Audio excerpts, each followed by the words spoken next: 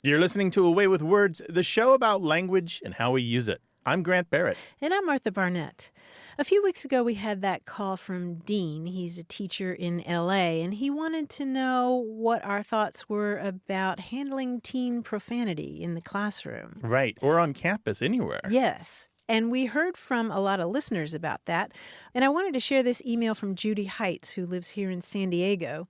She wrote, I taught high school for years. The rules across campus for language were, to say the least, variable. I quickly realized that high schoolers can be lawyers when it comes to negotiating rules.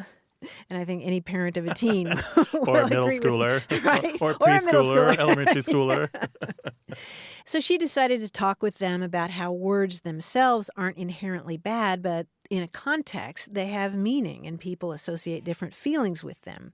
And then she said, I said if they wanted to curse in my class, they had two choices. I gave them a list of curses from Shakespeare, or I told them they could shout, "Moo cow." And as you can imagine, "Moo cow" was the hit. Kids would get mad, start to curse, and yell, "Moo cow." Then instead of being mad, they would start to laugh. You cannot stay mad while yelling, "Moo cow." She said, I knew I was succeeding when I had kids come into class snickering, saying someone had yelled, "Moo cow," in another class, and all the kids laughed, and the teacher was confused. She said, the best part was nobody got into trouble. That's right. Avoided the whole question and didn't have to play rules lawyer with the kids. Exactly. Oh, can you imagine every single day, 35 kids, every single one a lawyer, wanting to challenge you on every single rule? Yep. High school litigation. No, thank you. No thanks. No thanks. Moo cow. Moo cow. Well, we know you've solved this problem in your own way, either at home or school, maybe the workplace. How do you deal with profanity, small and large? It's kind of safe and not safe at all. We're still taking your calls and your emails about that. 877-929-9673. Email words@waywardradio.org. Hello, you have a way with words. Good morning. Is this Martha? This is Martha. Who's this? This is Carol Rader, and I'm in Falmouth, Massachusetts. Well, Carol, welcome. I've got Grant here right with me. Hello. What can we do for you, Hello, Carol? hello. Welcome. When I was in the 6th grade, which was the last year of elementary school in the town I was in, we all had autograph books. Now, this was in the early 50s. Now, my dad would write in everyone's autograph book, as you travel through life, whatever your goal, keep your eye on the donut and not on the hole. All I can remember his saying to me at the time was it was just something he heard, he remembered from his childhood. Now, he was born in 1912, so he had lived in a little time in New Jersey and then some other time in Brooklyn. Mm-hmm. That makes a lot of sense to me. There was a coffee shop chain called the Mayflower Coffee Shop, and their slogan, believe it or not, was exactly that. Oh! Yeah. And they ran from the 1930s to the 1970s. They were based in New Jersey and New York. You can find some really wonderful information about them. It looks like the classic coffee shop, the kind of place that you now only see in old movies. And it was based on older kind of catchphrase that you would find in things like high school yearbooks or the doggerel column of ladies' magazines, or just that kind of the filler tidbits that would show up in newspapers when they had extra column inches to fill. And the slightly older version that was found by word historian Barry Popick, it goes like this. It's from 1904. Twixt optimist and pessimist, the difference is droll. The optimist the donut sees, the pessimist the whole. Aha. So it's the same sentiment. The later version, which is very much like your father's, as you ramble through life, brother, whatever be your goal, keep your eyes upon the donut and not upon the hole. Yes. Now, would show up then mainly in newspapers and magazines? Originally, yeah, but then this coffee shop adopted it as their motto, and it would appear on their menus and in their advertisements and other places like that, yeah. Mm-hmm. It's good advice, right? Well, I put it on graduation cards to this day. Oh, do you? Oh, yeah, sure. Perfect for that. Yeah, let's hear it one more time, Carol. As you travel through life, whatever your goal, keep your eye on the donut and not on the hole. Words to live by. And I also appreciate your bringing up the idea of autograph books. I had one in 6th grade as well. It was red and it was kind of soft. And that was a big deal, right? Passing those around and getting people It to... was, and I don't know where mine got lost to. I haven't seen it for years. But yes, I mean, we would have them pass it around, the teachers, other students, and again, parents of friends would write in them. Yeah, that was pre-Instagram. Well, I love those when I find them. You can often find them scanned at various digital archives because they're filled with teen slang and college slang. They're wonderful to go to, and I can find real live examples of the language used by kids at the time. So besides the heartfelt message, course. It's actually good for language research. Maybe yours is scanned on there. You never know. Carol, thank you for your call. We really appreciate it. Thank you very much. All right, take care of yourself, Carol. Call us again You sometime, too. all right? Bye-bye. Bye-bye. I loved those memories, the memories of the... We didn't have signature books. We had yearbooks. Right. But they were still this repository of the wisdom of kids in some ways, usually put together by a class of kids with the guidance of a teacher, but still a kid's product of a kid's mind and the year and the era and the things that kids cared about. Really important to us. Yeah. Did you feel pressure to come up with original things? Oh, I did. But you know what I did? I would always put mysterious predictions for the future. Ooh. Like beware the man in the green shirt, things like that. You would have scared me. And I just hope that a few of them came true. And somebody right now is like, how did he know? There was a man in a green shirt. He did me wrong. 877-929-9673.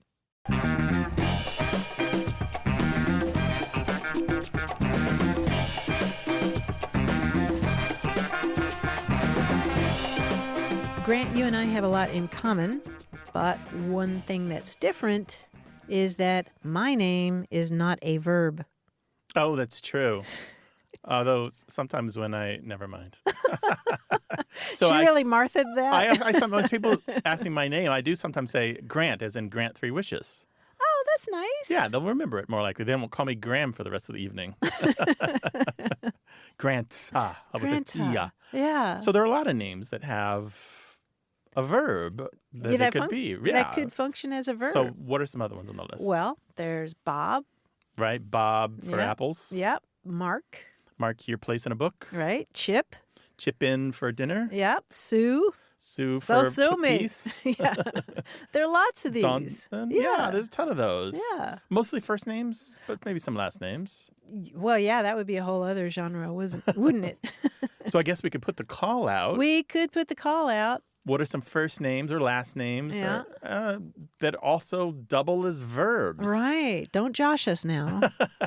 Let us know. 877-929-9673. Email words@waywardradio.org. Hi there. You have a way with words. Hi, this is Gabriel Ray. Hey, Gabriel. Where are you calling us from? Virginia Beach, Virginia. Ooh, nice. Welcome to the show. What's up? I'm at work, but I told my boss, so I'm stepped outside to figure out the history of my grandfather's phrases. Wonderful. Let's hear it. What are they? Well, the one that I was thinking about was everything's duck but the bill. Everything's duck but the bill? Yes. Wow, tell us more. When did he say that? What was he doing when he was saying that? He said it all the time, and then my dad started saying it, and my grandfather passed away. So a lot of the times it happens in a bad situation. Like last time I remember my dad doing it, a bill had showed up for a family dinner that was a little higher than expected. And he was like, everything's duck but the bill. And then my sister didn't make it in a ballet tryout. And my dad was like, well, everything's duck but the bill. And we just kind of laughed because it's like, what does that even mean, Dad? Why do you always say that? And he's like, son, to be honest, I just don't know. But my dad said it all the time. And so he just started saying it. So whether it's good or bad, surprised or, whatever he's doing, he'll just take a breath and like, well, everything's duck but the bill. There are a bunch of those in English, phrases that we say, just nonsense, non sequiturs that we just throw in to provide glue in a conversation and move back and forth between awkward situations. But Yeah. Are they all as awkward as this one? often, yes, often. Well, I'm wondering if he just made it up. I mean, there's an old proverb that goes, "Nothing ruins a duck like its bill." It's a warning to keep your mouth shut. You know, you and your big mouth. You know, a wise duck takes care of its bill. Oh, so you're saying in an awkward situation where somebody doesn't make the ballet and the meal isn't what you wanted, it might just be good just to be silent and polite. Yeah, maybe. Or, I mean, you talked about him getting the bill for a meal at a restaurant. We got the wordplay there, too. Yeah. Yeah. Was he a Exactly. punster? Sometimes, yeah, he is. He's a sharp guy, but he really just says it because none of us know what it means. And for the longest time, I thought it was like a secret that he wouldn't tell us until I turned 18 or something. But that wasn't true. He never knew what it meant either. Well, you know what? We can crowdsource this. If somebody else uses this expression, we will hear about it and we'll let you know, okay? Okay. Very cool. Let us know if you find out more, too, all right? Okay, I will. Thank you. All right, take care, Gabriel. Bye. Thanks a lot. You too. Bye. Take care. Bye-bye. 877-929-9673. Email words@waywardradio.org.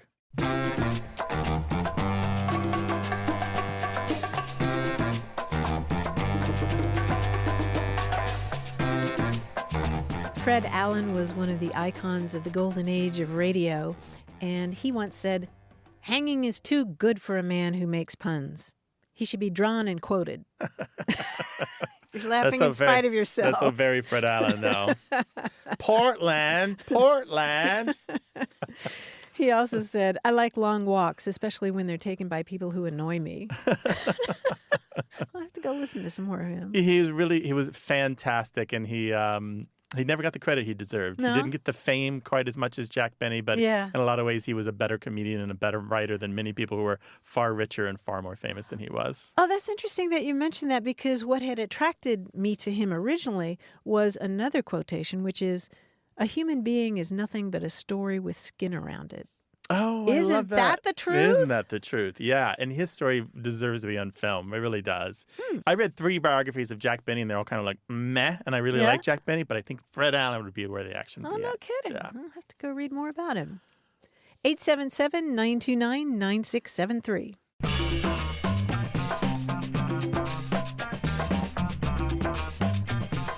More of what we say and why we say it as A Way with Words continues.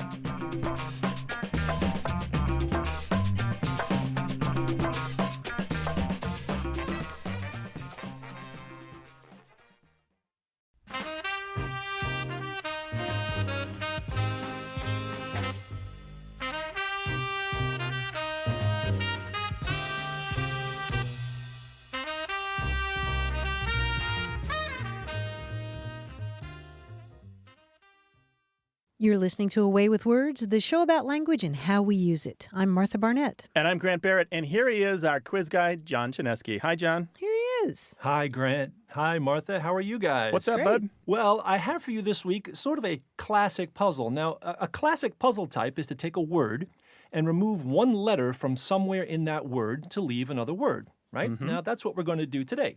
Classic. But you know what else is classic? Greek. So, the one letter you'll be removing from these words is the name of a Greek letter. For example, if I said, "I piled my gear on the horse that was in front," you would remove the letter pi from piled to get the word led. Now, as you can see, the sentence itself sort of clues the result word, okay? Okay. All right. We'll start with an easy one. The alphabet is fun to learn, I'll wager. Alpha. Alpha and bet. We're removing alpha from alphabet, and we get the word bet, which is also a wager. Yeah. Yes, very good. Perfect. That's how we like to hear it. Here's another one. The police detained him after he ate his fancy meal. The police detained him after he ate his fancy meal. Police, I think it's detained. That's what I zeroed in on, but That's the word you're looking for, yeah. Oh, Detained. it is? Okay. Eta. Yeah. Take eta, eta, from detained, and it leaves dined, which is what he did with his fancy meal. Yes, very good. Perfect. Now, when my kids emulate me, it makes me super happy. When my kids emulate me, it makes me super happy. Right. So that would be mu, M-U. And Right. you take that out and you get elate. Which is happy. Right, from emulate. Yes, very good. Here's another one. The Pinot Noir was rejected. Oh, the pie from Pinot gives us not. Yeah. Yes. Not. Yes, it was rejected. It was not. How about this one? This one Sharpie is for the three of us to use. Sharpie. Share. Pie from Sharpie leaves share. Oh. Yes, very good. The tipsier patrons were in the upper level. The tipsier, meaning drunker. Yes. The tipsier patrons were in the upper level. Yeah. So if you take out psi from tipsier, then you get tier. The upper tier. Yes, very good, Martha. Nice job. Now, as for me, I'm going to hail a taxi and take out the Xi and just say ta. Goodbye, guys. TTFN. We'll talk to you next week. This is a fun show about language. We'd love to have you be a part of it. 877-929-9673. Email words@waywardradio.org or talk to us on Twitter @WAYWORD. Hello, you have a way with words. Hi, this is Gina Stevens. I'm calling from Athens, Texas. So my husband and I, we always listen to your program as we head over to Fort Worth on Saturday, and we always think of possible questions. And it was funny, when we got back home, we weren't even trying to think of the question, but we were watching the weather, and I asked him, I said, it's interesting because he's from New Hampshire, and they say New Hampshireites. I am from North Carolina, and I consider myself a North Carolinian. And then I said, I wonder if there is a grammar rule in place that helps one to know whether or not you use an IAN at the end or an ITE to know the proper moniker for ascribing the area that an individual hails from, like a Bostonian or a Canaanite. Is there a rule to help us know? Yeah, well, there's not a single rule, is there, Grant? No, there's about 5 rules with a zillion exceptions, and I usually tell folks, if you are so deep into place names and demonyms, as they're called, that demonym is the term for a person who belongs to a place. If you're so deep into that, then you probably might as well just memorize the terms and forget the rules. But because there's so many exceptions, just like the rest of English. But in general, things like if it ends in an E or an EA, you get like a EAN at the end. So Belize, the country Belize, becomes Belizean. But of course, there's an exception like France, which gets you French, right? Yeah, or Paris. In Paris, they're not parasites. No, they're not parasites. A Parisian. No, that doesn't end, but that doesn't end in an E or a EA, right? So you also get ends in an A, then becomes N, so America becomes American. If it ends in other vowels, it also tends to become in an N, so Morocco becomes Moroccan. Otherwise, you also tend to do an IAN, not always, so Iran becomes Iranian. But again, a zillion exceptions, and sometimes they take place names where they just decide to do whatever the heck they want. So they have a local nickname, which becomes the point of pride, and it doesn't have anything to do with the place name. Or they, because it sounds weird, they don't go with the actual one that follows the rule. They go with something else. So. Yeah, there was a professor at the University of California, Berkeley, George Rippey Stewart, who came up with a list of about 7 of those, and H.L. Mencken helped popularize them. If you Google his name or municipal onomastics, you'll find that's the term for this kind of thing, municipal onomastics.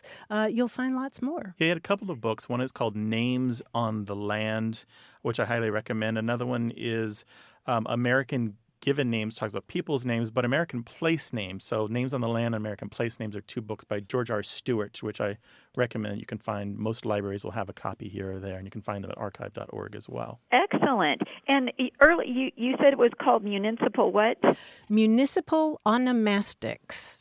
ONOMA, STIC, onomastics. Got it. From the Greek word for Interesting. name. Yeah, so Okay. onomastics is the naming of things. Basically, there is no fixed set rule. There are some in place, but there are always exceptions to it, and individuals that hail from an area, they can also come up with their own That's right. way of naming their place. Yeah, the exceptions are Excellent. vast. That's a very good summary. Would you like to come work for us? I would love to. In education, you have to repeat what was said just to right. make sure you've got it right. Right, education and couples therapy. Yeah, exactly. If I'm understanding you correctly. Yes. That's right. Yes, well, you guys have been so helpful, and we certainly enjoy your show. Thank you very much. Gina. Take care, Gina. Best to your husband. Bye-bye. Bye-bye. 877-929-9673.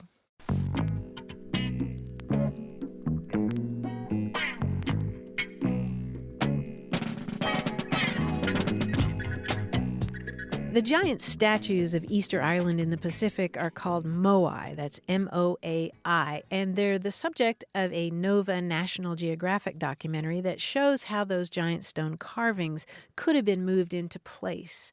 And the idea is that they were moved by people pulling on ropes on either side of the moai, rocking it back and forth.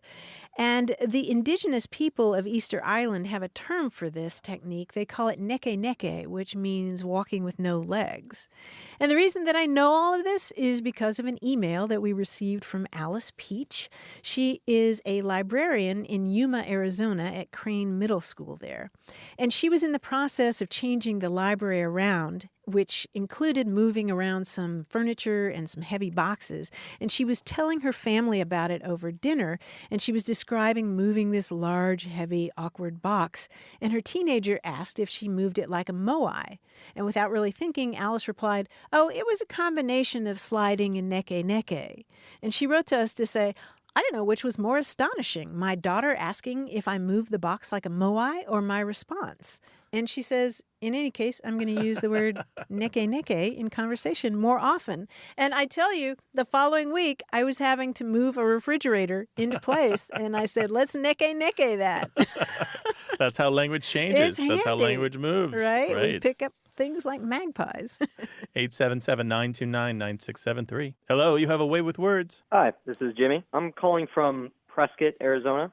Prescott, Arizona. Welcome to the show. Jimmy, what can we do for you? So we were in our biology class, and we were actually talking about coral. And coral have a mutualistic relationship with these algae called zooxanthellae. And they're spelled right, Zooxanthellae. And the question came up, why is it not pronounced zooxanthellae? And we compared this to, like, for instance, zooplankton. Most people would say zooplankton, but according to this spelling, it would be zooplankton. Mm-hmm. Yeah, so why would the Z-O-O beginning of those words be pronounced zoo? So, like, another example would be, we would typically say zoology, right? But our teacher says that it should be pronounced zoology. And we, again, compare this, like, this just broke out into a big old conversation between our whole class, right? Yay. And we compared it to the word Zoom, right? You don't say zoum. Right. You say Zoom. Right. So what's going on here? Well, the super traditional scientific pronunciation would be a long O sound, like zooplankton or zoology. And the reason is that they go back to a Greek stem that means animal that gives us that Z-O-O. And the Greek letters there are zeta, which is a Z sound, and then omega, which is a long O. It's like the big O, the mega O, omega, followed by a short O. That's Omicron. There are two different kinds of O's in ancient Greek, omega and Omicron. And Omicron is the little one and the short one. And so for that reason, in the 19th century, learned scientists who had more of a familiarity with classical languages would have pronounced those as zoology. zooplankton and that kind of thing. Right. But what has happened in recent years, of course, is you mentioned zoo. And in London, they formed the Zoological Society of London that eventually had a zoological garden. But you see those two letters together in English, and you do think zoo. And so today, people will use those words interchangeably, like zoological or zoological. And you know what's really weird, too, is that just as there's diversity in the natural world, there's diversity in language. And if you look up a word like, for example, zooplankton in the Oxford English Dictionary, it has 6 different pronunciations of it because, you stress the word differently depending on what you were taught, and you have the long O as well as the short O. So my question would then become, when you go to the zoo, is it zoa? Does that change at all? No, it's a zoo, but that's just because the more that people have seen the word zoological, they've started to pronounce it that way. So once zoological was shortened to ZOO, it's always been zoo. Nobody ever said zoa, just plain old zoa, right? Yeah. So, that was just an abbreviation of a longer word. So Jimmy, you said you were in class. What grade are we talking? I'm currently a senior, and the class is animal diversity. Okay. So it's great. Sounds like a cool class. Senior in high school. Yeah, it's a lot of fun. Thanks for taking time out of your class day. We appreciate it. Hey, no problem. All right, take care. Thank you for analyzing our words. Well, we enjoyed it. Call us again sometime. Thanks, Jimmy. Yep. Bye. Bye-bye. All that history in a single word, right? I know. So to summarize, there's no summary. Well, you can do the strict traditional pronunciation. Right. Well, part of it is the foreignness of how the words were made. They're not originally English in their parts, right? That's part of the weirdness of it. Part of it is scientific terminology, once borrowed into everyday English, tends to undergo some transformation, right? Part of it is a lot of us learn those words reading them and not by hearing them spoken by experts. So there's all these different paths where they could be transformed. 877-929-9673. Email words@waywordradio.org or talk to us on Twitter at WAYWORD. Hello, you have a way with words. Hi, this is Peter from Eau Claire, Wisconsin. Hi, Peter. Welcome. What's up? Well, I got a phrase that's been bugging me for more than years, actually decades. It's being beside myself. When people say that, it just doesn't make a whole lot of sense to me. And I've even looked it up, and it's the definition or the expression itself. It means to have a different emotion. And apparently back in the day, it used to be a good thing, but nowadays it pretty much seems to mean that you're really angry or something. When you are beside yourself, what are you like?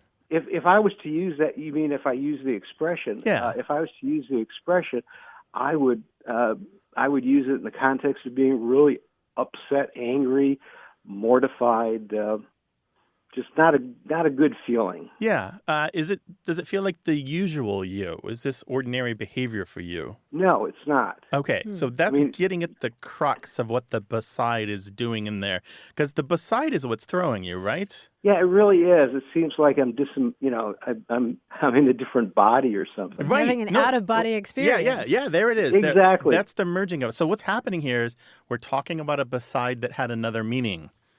You probably guessed that. Deep inside, you knew that beside didn't mean the same beside that we know today. In this expression, it means outside or away from. So it's you kind of having an out-of-body experience, like Martha said. So you're actually acting in a way that is very extraordinary for you, unusual for you. It's the idea of being away from your true self. You're not being you. You are on the road to leaving your senses or losing your mind. So I'm watching myself become something else. Yeah, kind of. It's even similar to some of the older ideas of ecstasy, which is also about being displaced mentally. Oh, yeah, that's interesting. So it's just an old obsolete meaning of beside. It dates to the 1400s. Doesn't matter very much. But what's interesting about it, it came into English from a translation of the Aeneid from the 1400s through French, which is probably why that expression exists as it does. A lot of people read this translation by William Caxton.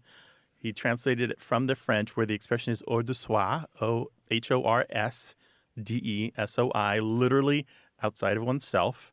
And we borrowed this into English, and probably because this one single translation, it became a thing in English. That's fascinating. I had no idea that it was that old. It's kind of dated now, wouldn't you say, Martha? It's kind of, I wouldn't say archaic, but it's got a flavor to it of maybe literary flavor to it, or a writerly flavor to it. Yeah, I suppose so. I think of somebody older saying, I was beside myself. Now that you mention it, I've seen it more in writing, and where I was reading some older novels from the 19th and 18th centuries. Mm-hmm.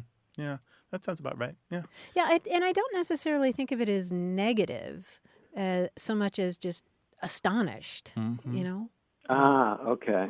But Right. it just basically means that you're having a different emotion than what you would typically have. Yeah, an extreme one so extreme that you're out of your own self. Yeah, I want to elaborate on that. You can be beside yourself with happiness or joy or surprise. Mm-hmm. Okay. Well, that's fascinating. So figure that out for you? Yeah. Well, thank you very much. I really appreciate it. Our pleasure, Peter. Thanks for calling. Thanks, Peter. Bye. Bye-bye. Take care. You do find that when you're reading those classic texts, maybe decide to give Dickens a chance one more time, or Jane Austen is on the bedside table, and there's those old expressions that are vaguely familiar, but the modern brain doesn't quite click on it. Not quite. Not quite. But it's close enough to reality that you think, oh, yeah. But, the 15th time you glide over that expression, you go look it up. Because you're like, oh, right, I can't just keep guessing on this. I need to find out for sure. Right. And this is the place where you find out for sure. It is indeed the place where you can find out answers to all your linguistic questions, or at least most of them. Call us, 877-929-9673, or send it to us in email. That address is words@waywardradio.org.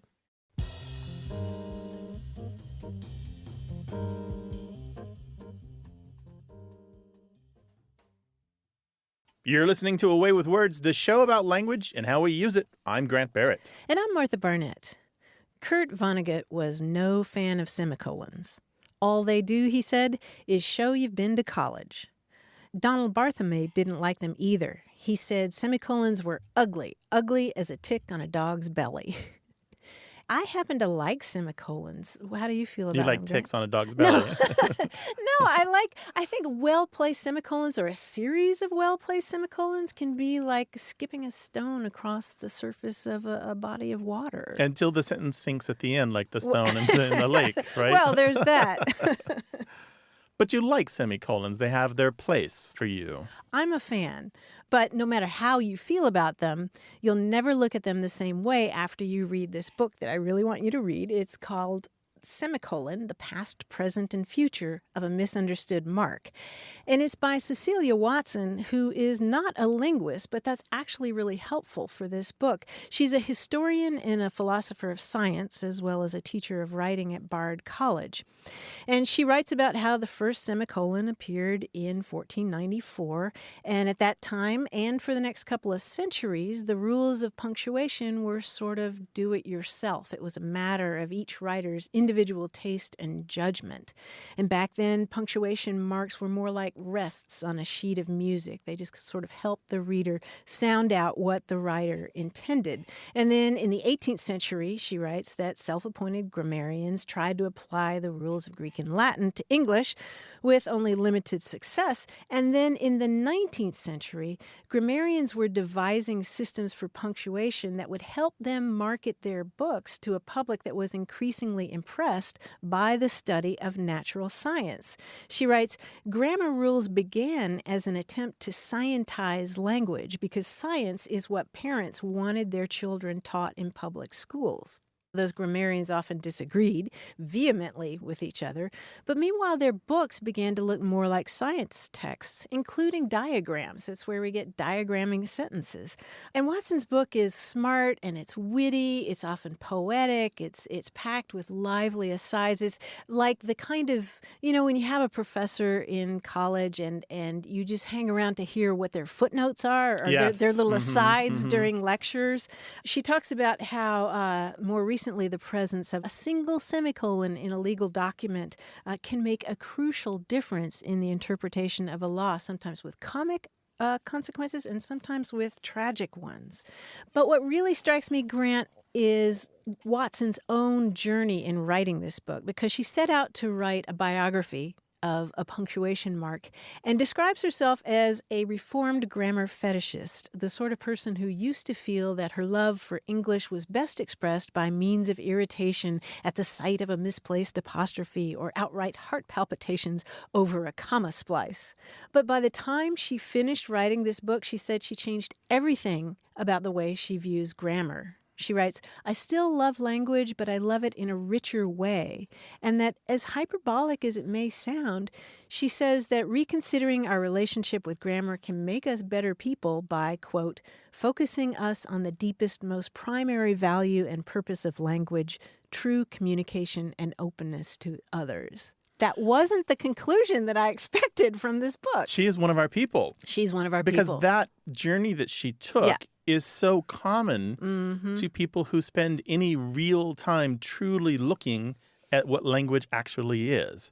I've never met someone who stays a grumpy grammarian. Oh, that's an interesting I've never, right? Once they really get into it and actually look at the truth of language. Right. Where's the fun in that? They always move along that path. They always become someone who seeks delight. Yes, exactly. And she clearly has done a wonderful job here. You sound impressed. I am impressed, and I love that she comes to it from the perspective of a historian of science. Oh, I love that too. Sometimes outsiders, when they come into language, they just make a mess of things, but it sounds like she's done a right job of it.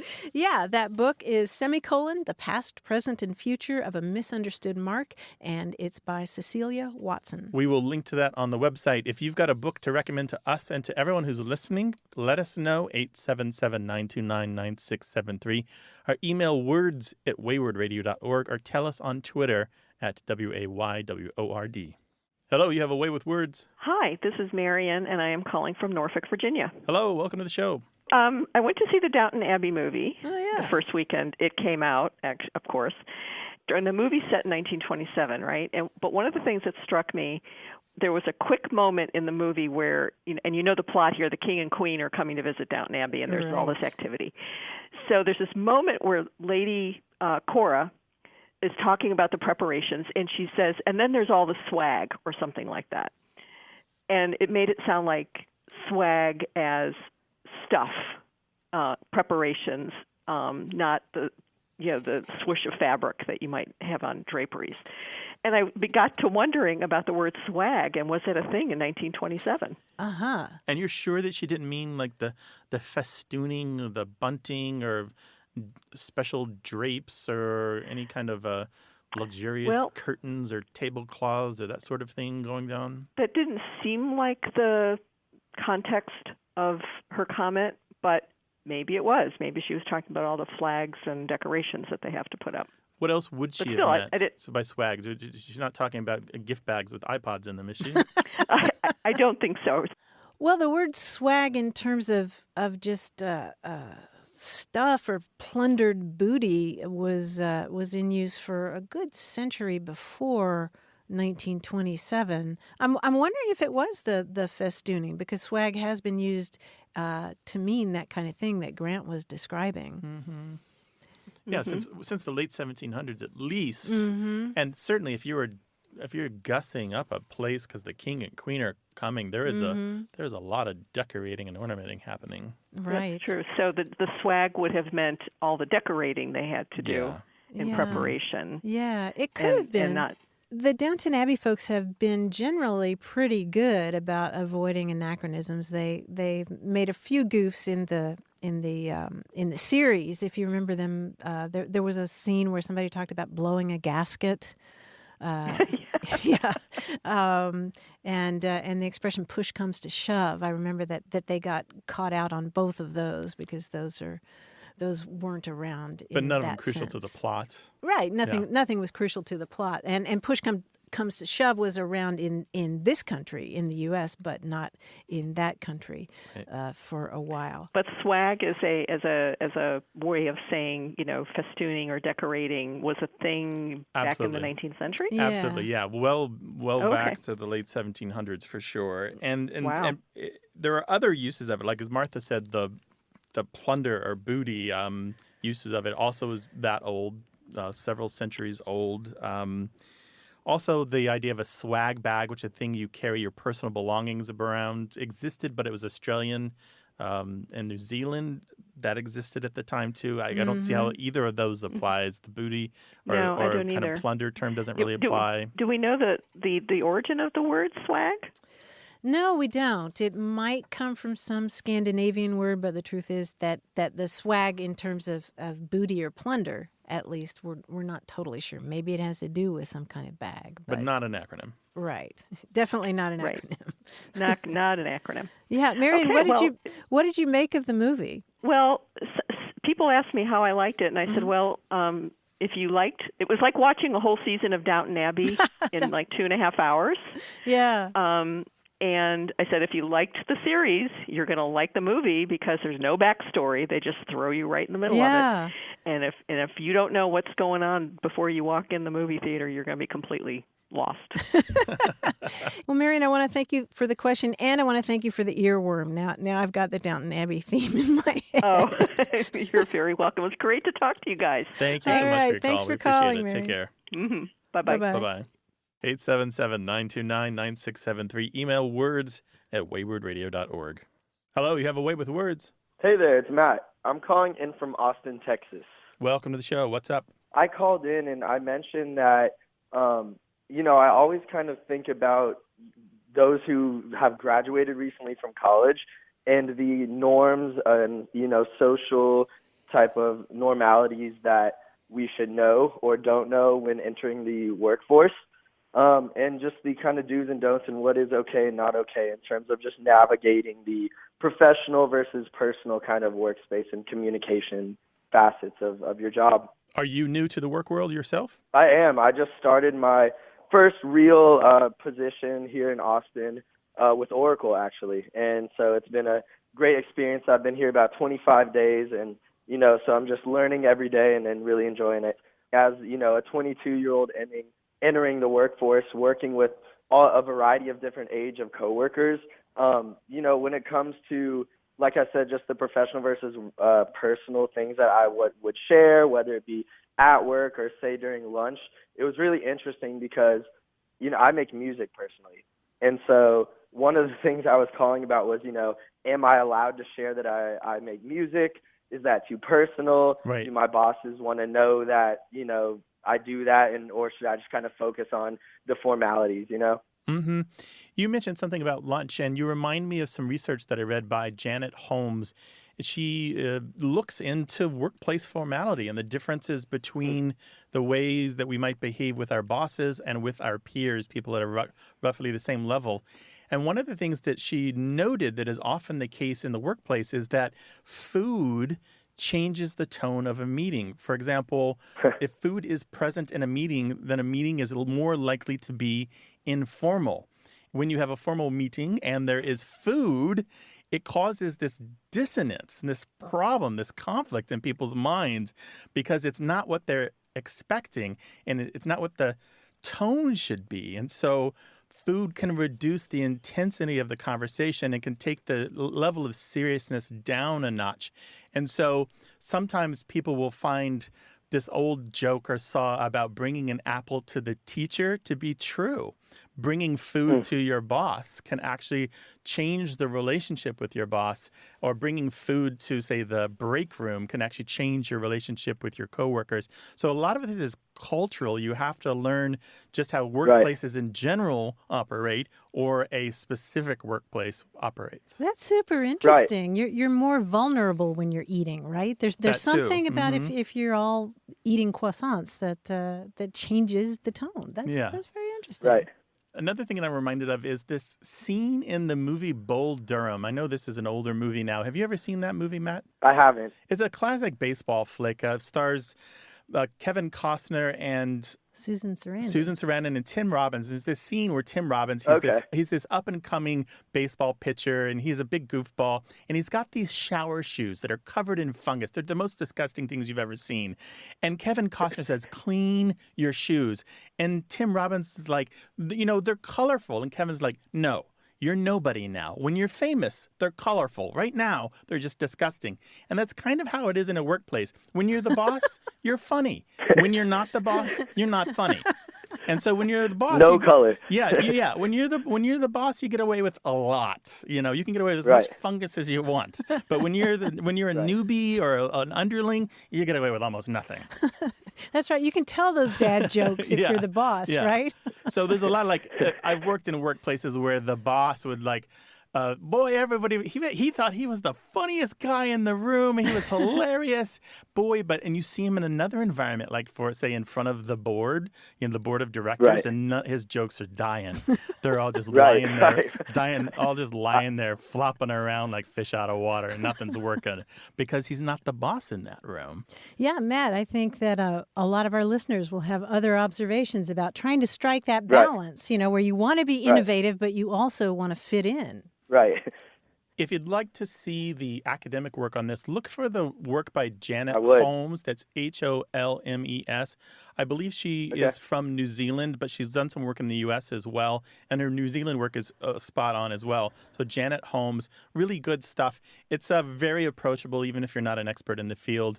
And of course, there's a ton of stuff for lay people. Most of the stuff you find in your local bookstore is at least readable, but the academic stuff tends to be more precise. But what I'm really looking forward to is the calls and emails we're going to get about this, because I know that people have really good examples of workplace communication gone right and work communication gone poorly. We want to hear it. We're looking forward to that. So, Matt, you really opened up a great topic here, and we thank you for that. Yeah, thanks for this. I really appreciate it, and love y'all's work you're doing. Thank you. Take care now. Okay, keep us posted. Thanks, Bye-bye. Matt. Cool. Send your workplace stories. How did communication go badly? What went wrong? What broke? And what went well? How did it work? When did you come up with that magic language that just got it all working? 877-929-9673. Or email words@waywordradio.org, or tell us on Twitter @WAYWORD. Hello, you have a way with words. Hi, yes, hello. This is Suzanne, and I'm calling from Williamsburg, Virginia, but originally I am from Southern California. And I've got a question about the origin of the phrase go ahead. Go ahead. The little rubber shoes with a little thong that goes between your big toe and your next toe. Mm-hmm. I grew up calling them go aheads, as did all my brothers and sisters. But I have found over the years that people call them flip-flops or rubber thongs. Wasn't sure if that was a California phrase or perhaps one that was made up in my family, or if it's because I'm 62 years old and it's a phrase that's long since passed. No, it's still used, but you're right that it's been localized mainly to California and Hawaii. And the term go-aheads, of course, as you can imagine, I mean, you can probably guess why they're called that, right? I'm not sure. I'm like, just put them on and go ahead or go or go forward. I don't know. Yeah, you don't want to back up in those rubber thongs. They'll just come right off your feet. In Japan, they're often called zoris. Zoris, Zoris. Have you heard that one? Yes, I have heard zoris. Yeah, it's still common throughout Southern California and Hawaii and Guam and a few other places. It's not the only term used in Hawaii and other places. And just like slippers isn't. Zoris is also heard in Hawaii and California. Right. And it seems to have been popularized among U.S. service members serving in the Pacific. One thing that's worth pointing out is that not everyone means the same kind of shoe as you do when they talk about go-aheads. Not everyone is thinking about thongs and flip-flops, the rubber shoe with the piece that goes between the big toe and the next toe, as you put it. Some people are thinking about grass slippers, or they're thinking about slip-on shoes, or different kinds of woven shoes, or just a wide variety of shoes can take that name go-ahead. Right. I do remember when I was a teenager, the woven shoes were very popular. Mm-hmm. Yeah, a little more comfortable, a little wider too, right? But on looking through our email that we've received over the years, I see that we pretty regularly get emails about go-aheads. I'd say a dozen times a year, and I haven't checked. Really? I haven't checked the phone calls lately, but I'm sure it's probably the same frequency. So it's still out there. People are still wondering about it. You're not alone. Okay. Well, I'm not crazy, and that's what I needed to hear. No, I pronounce you Anytime. sane. I pronounce you sane and normal. Yeah, tell Thank your you. friends. I'll let my children know. Well, good luck with that. I don't know how far you'll get with that one, but with your friends. Thanks for calling. Take care. Thank you so much. Have a wonderful day. Bye-bye. Bye-bye. Alrighty. Bye-bye. 877-929-9673. Thanks to senior producer Stephanie Levine, director Colin Tedeschi, editor Tim Felton, and production assistant Tamar Wittenberg. You can send us a message, subscribe to the podcast, get the newsletter, or catch up on hundreds of past episodes at waywardradio.org. Our toll-free line is always open in the U.S. and Canada, 877-929-9673. Or send us your thoughts to words@waywardradio.org. A Way with Words is an independent production of Wayward Inc., a nonprofit supported by listeners and organizations who are changing the way the world talks about language. We're coming to you from the Recording Arts Center at Studio West in San Diego, California. Thanks for listening. I'm Grant Barrett. And I'm Martha Barnett. Until next time, goodbye. Bye.